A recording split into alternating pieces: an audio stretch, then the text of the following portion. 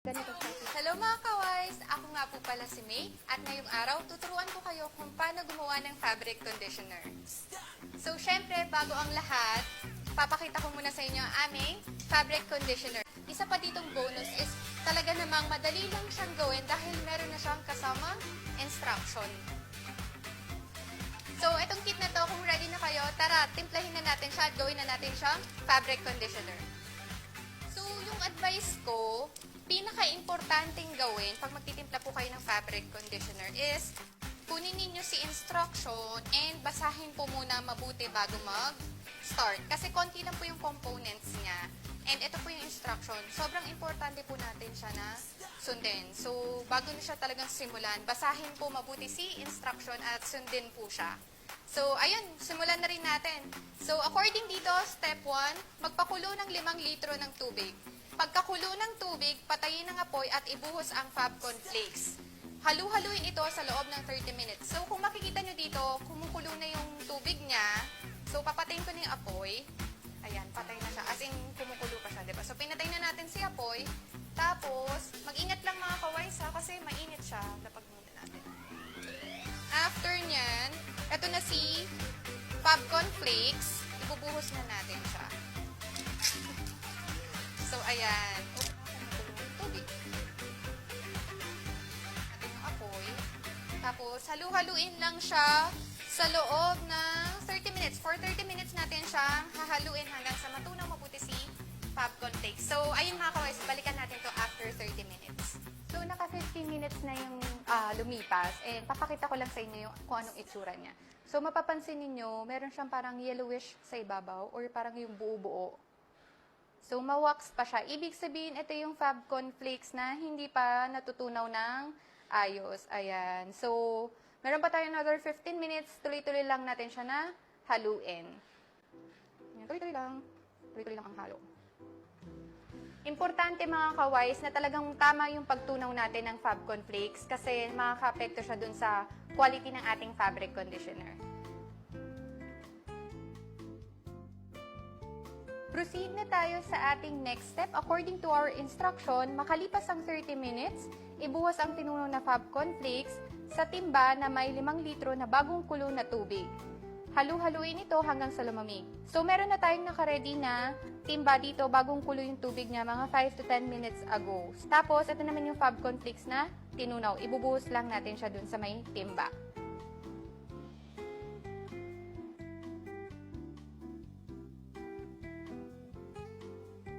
Ingat lang po sa pagsalin kasi po mainit yung ating mixture. Pwede po kayong gumamit ng gloves or ng face mask or facial para hindi po matalsikan yung mukha ninyo.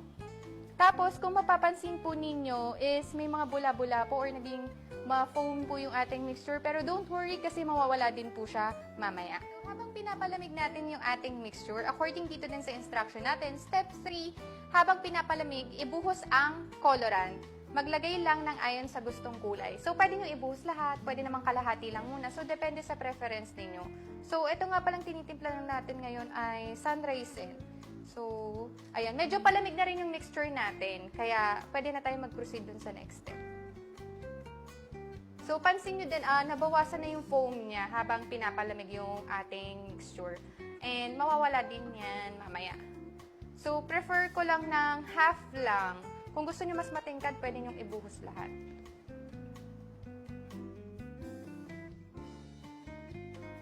So, malamig na yung mixture natin.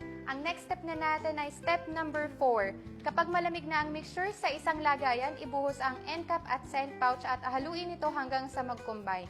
Ibuhos ito sa mixture. So, ito yung end cap and scent pouch natin. Yan. Ibubuhos ko lang siya sa, pwede naman kayo kumuha ng baso, kutsara, yan. Basta yung hindi nyo siya gagamitin pang kain. Yan, plastic cups, tapos kumuha na ako pang halo. Tapos, ibubuhos lang natin siya. Etong lagayan na to, yung pouch. Na-shake ko na rin siya pala mga kaways, ayan. Tapos, ibubuhos ko lang siya. Ganyan siya. Simutin nyo siya mabuti kasi sayang yung laman niya. Tapos, kailangan lang siyang haluin mabuti. Mapapansin nyo rin yung mixture niya sa ibabaw. Ito siya. Tingnan niyo. Yan. Ganyan itsura niya. So, haluin lang natin siya mabuti. Again, kailangan gawin nyo to kapag malamig na ang inyong mixture kasi bawal po ilagay ang scent ng mainit pa. So, ayan, mas durog-durog na siya compared kanina.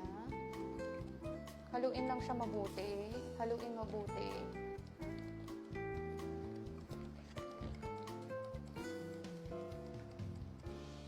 Ayan, pansinin nyo, durog-durog na rin siya.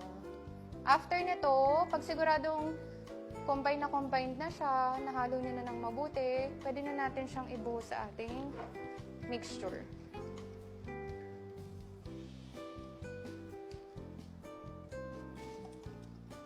Ayan. Tapos, haluin lang din natin siya ng mabuti.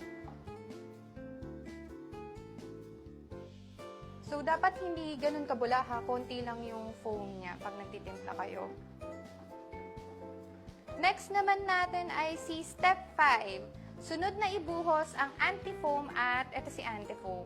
Yan. Sunod na ibuhos natin si anti-foam at haluin din siya mabuti.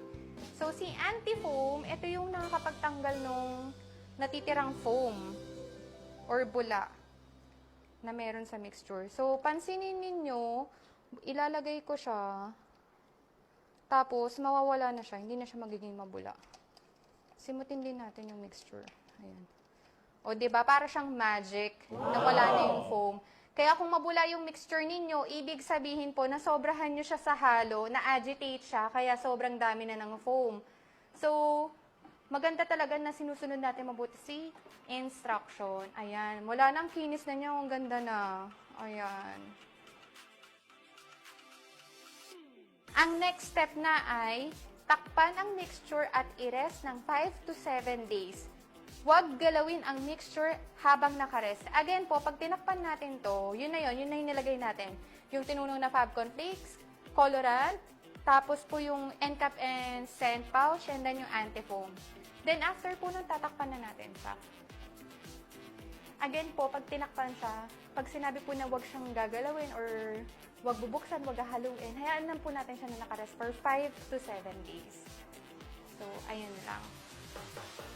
So, isa-set aside na natin to. Tapos, after 5 to 7 days, pwede po kayong gumamit ng tela, ng strainer, para po salain yung mixture, para mas maging pino siya. Tapos, papakita ko naman sa inyo yung sample na itsura ng mixture natin after 5 to 7 days. So, ito yung ginawa natin. Tatakpan natin to, i-rest natin for 5 to 7 days. Ganyan lang siya, wag po bubuksan. Tapos, ito naman yung sample na magiging texture niya, yung creaminess niya after 5 to 7 days. Ayan. Hindi na siya watery. Creamy na siya talaga. So, dapat after 5 to 7 days, ganito yung magiging itsura ng inyong mixture. Super creamy siya. Again po, ang fabric conditioner natin, dapat hindi siya malapot, hindi rin siya malabnaw, creamy lang po siya. Ayan. Ang ganda, 'di ba? Basta tama po yung pagkakaluto sa Fabcon Flakes. Again, hindi po siya dapat malapot na parang dishwashing ha. Wala pong ganun na Fabcon. Dapat para lang siyang gatas or creamy na mixture. So, ayun po mga kaways. Ganun lamang po kadali at kasimpleng gumawa ng fabric conditioner.